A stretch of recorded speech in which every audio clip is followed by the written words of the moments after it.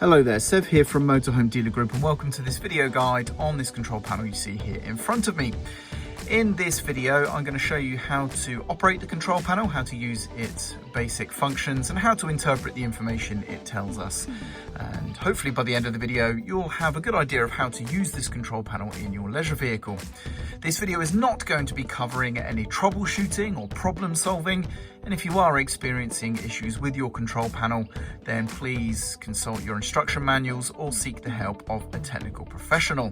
This video is really just a quick start guide to get you up and running using this control panel in your leisure vehicle. So let's get started.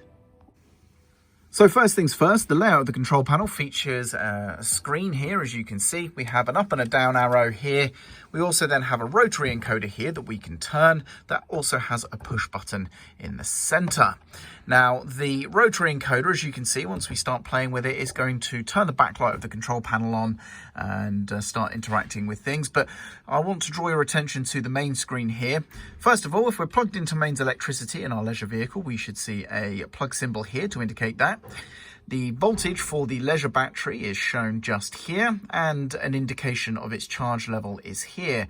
Because this vehicle is currently charging, this series of segments is going to just repeatedly fill up, reset to blank, and keep going. It sort of shows it cycling, i.e. charging as it goes. So that is, if I just try and get back to that screen, there we go. So that's going to keep sort of cycling those coloured segments there. But when we are not on mains electric and the vehicle is not charging its leisure battery, then this would show an approximate indication of the battery energy left remaining. If your fridge freezer is on, then you should see a symbol here of a snowflake, and likewise there is a heating symbol that will indicate the heating is on as well. This control panel does control both heating and hot water and fridge systems if available. This warning triangle here means there is something that needs our attention. In this instance, it's because the fresh water tank on this vehicle is empty, so that's why that is present. But if you have a low battery warning or anything like that, you'll probably see a warning triangle here to indicate that. We then have the time just here, and then we can see the temperature just there. So let's talk about what we can do with these buttons. So if we press the up or down buttons here, we are going to access just some of the important stuff here. So the alert is telling us that we have a low water tank, and also just to remind us that our fridge is on. So that's just by pressing either the up or the down button. And by pressing the rotary encoder push button there, we get back to the main menu. If I turn, well, actually, let's push the rotary encoder button on its own, we get to this menu. Likewise, if I turn the rotary encoder, we go to this menu. So any interaction with the rotary encoder brings us to the main menu. And this main menu features 4 icons that we can interact with and a back icon. And we can select the icon by turning the rotary encoder. The coloured or the highlighted icon is the selected one. Press the button in the rotary encoder to select it. So I just chose back there and it went back. So we have a clock symbol, we have a water tank symbol, and then we have a heating symbol and a fridge symbol right there. So let's talk about these as we go. So start, if I can get the clock one there, we click this in and we are now in the timing or the clock menu, and there's various things we can do. The first page we come to is the ability to turn an alarm on or off, and we can choose whether that is on or off by pressing the required or the related arrow just here. So up for on, down for off. Okay, and so for example, if I set that to on, there we go. And if I then turn the rotary encoder across one notch, we can now actually set that alarm time if we wish.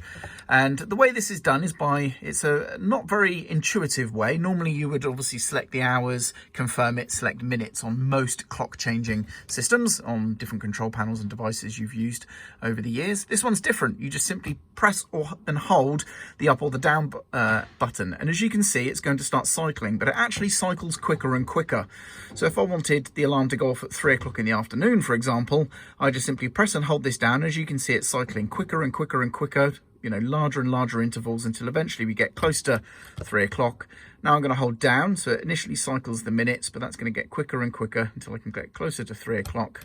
And there we go. We can then just fine tune with the last couple of presses, and there we go. So that is how to set the alarm time, simply just by pressing and holding up or down, and also individual presses to do smaller adjustments. So that's how to set that. I'm just going to reset this back to midnight. So that's the first two options. The first two options being the alarm clock, whether it's on or off, and set the time for the alarm. The next page on the timer screen is our heating, and we can choose whether or not we have this operated on a timed schedule. And there are multiple timers that we can have operative, and they are indicated by the number here. So this is timer number 1, and we can turn that on or off accordingly. Okay. The next screen chooses the start time for timer number 1. So we set that just like we did the alarm clock time a moment ago. The next one is the stop time for heating timer number 1. And then we move to heating timer number 2. We have the same options, the start and the stop time as well. We have a timer number 3 and the same options for that as well. And then the last is actually the main clock time, so we can set that right there. And then the last is going to be back. We simply, if we were to go past this, we go back to the first screen, which was the alarm, of course. On the back screen, press the button in, and we are back to the main screen. And just for your information, on any of these screens, so if we go back to the clock screen, any of these, if we press the button, we do just in fact go straight back to the main screen. So you don't always have to scroll back to the back symbol to get back to this main screen here.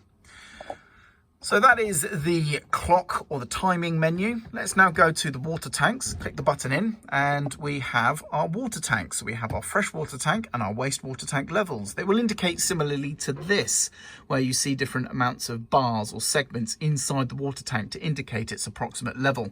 So we are very low on this tank, as you can see on the fresh tank. The fresh tank has the inlet at the top. The waste tank has the inlet at the outlet at the bottom. So this one is flashing, of course, because we are low on our fresh water tank, and one would assume that if the waste tank was to get full, we would see an alarm on that as well. So there we go. If I turn the rotary encoder, we simply just go to the back button. So there's no more information in that page. Now, you may have also noticed a moment ago, within activity, the control panel does time back out of any menu straight back to the main screen here. So that's the timers and the water tank page. Now let's go to the heating options. If I click the rotary encoder in, we now have whether or not we're going to turn the heating on or off. And again, we would just choose these up and down arrow buttons to select the desired option. The next is going to be the fan speed. So the generated warm air, we can choose whether or not that is blown in or not, so off. And then automatic speed at low intensity, and likewise at high. So those are the options available to you just there. We then also have the desired internal temperature to try and reach. And again, we would set this with the up or down arrows accordingly. And as you can see, it's moving in 5-degree increments there, or half a degree increments, sorry, 0.5. And then the next is going to be, this one says WC here, so I can only assume this is a separate sensor for another room. Now, I believe these are the temperature sensors right here.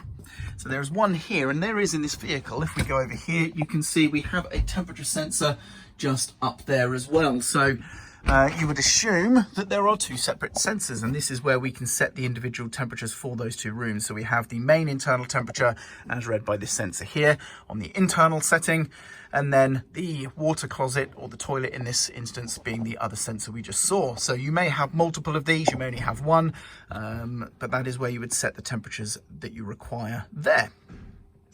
And then if you have a hot water element to your vehicle, this is where you would turn that on or off as well. As simple as that, with the same up or down arrow options. And then we have the back option just here. And then finally, we have the fridge freezer. And we only actually have two options here. It's either fully on or fully off. But on some vehicles, I've seen that you can use the up arrows and you can actually increment the cooling level there if that particular fridge installed on your vehicle supports that option. On this vehicle, it's just simply on or off there. Okay, so if I was to turn the unit off, it would look like that. And then that is it. That's all we get. And there we go. And as you can see, because I've turned the fridge off, the snowflake symbol has disappeared from there. Let me just show you what that heating symbol looks like, by the way, if we were to turn the heater on. So let me turn the heater on there, and we go back, and now you can see the heating symbol looks like that. With the fridge symbol turned on as well, it would look something along those lines. Okay, so that's what it would look like if you had both the heating and the fridge freezer on in this particular vehicle. And let's now go back to the heating and turn that off as well. So there we go. And that about wraps up the control panel. I hope you found this video useful. I'm Sev, and thank you very much for watching.